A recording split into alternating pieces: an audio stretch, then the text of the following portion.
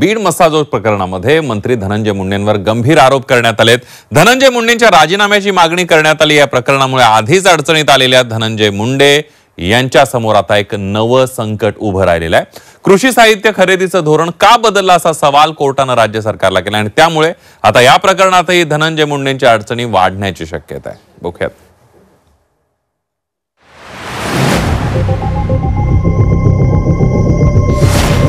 अन्न व नागरी पुरवठा मंत्री धनंजय मुंडे आणखी अडचणीत।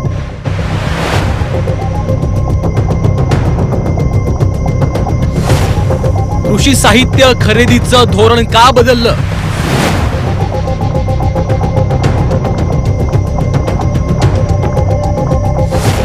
मुंडेंच्या निर्णयाविरोधात कोर्टात याचिका।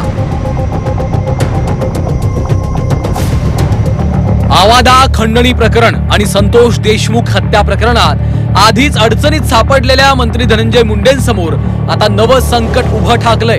मागील सरकारमध्ये कृषी मंत्री असताना कृषी साहित्य खरेदीचं धोरण धनंजय मुंडेंनी बदललं होतं। या बदललेल्या धोरणाविरोधात मुंबई हायकोर्टाच्या औरंगाबाद खंडपीठात याचिका दाखल करण्यात आली आहे। याचिकाकर्ते राजेंद्र म्हात्रेंनी दाखल केलेल्या जनहित याचिकेत तथ्य असल्याचं निरीक्षण हायकोर्टानं नोंदवलंय। 23 ऑक्टोबर 2023 रोजी तत्कालीन कृषी मंत्री धनंजय मुंडेंनी डीबीटी योजना बंद केली। स्वतः कृषी साहित्य खरेदी करण्याचा निर्णय घेतला। यासाठी राज्य शासनानं 103.95 कोटी रुपयांचा निधी मंजूर केला। शासनाकडनं स्प्रे पंप खरेदीसाठी 1500 रुपये प्रतिपंप या हिशोबानं 80.99 कोटी रुपयांचा निधी दिला जाणार होता। शासनानं 3,03,507 पंप सुमारे 104 कोटी रुपयांमध्ये विकत घेतले। याचिकाकर्त्यानुसार शासनाला एक पंप 3,425 रुपयात मिळाला। यवतमाळच्या एका दुकानात याच पंपाची किंमत 2,650 रुपये होती। मोठ्या संख्येत पंपाची खरेदी होत असल्यानं शासनाकडे बाजार मूल्यापेक्षा कमी किमतीत पंप विकत घेण्याची संधी होती।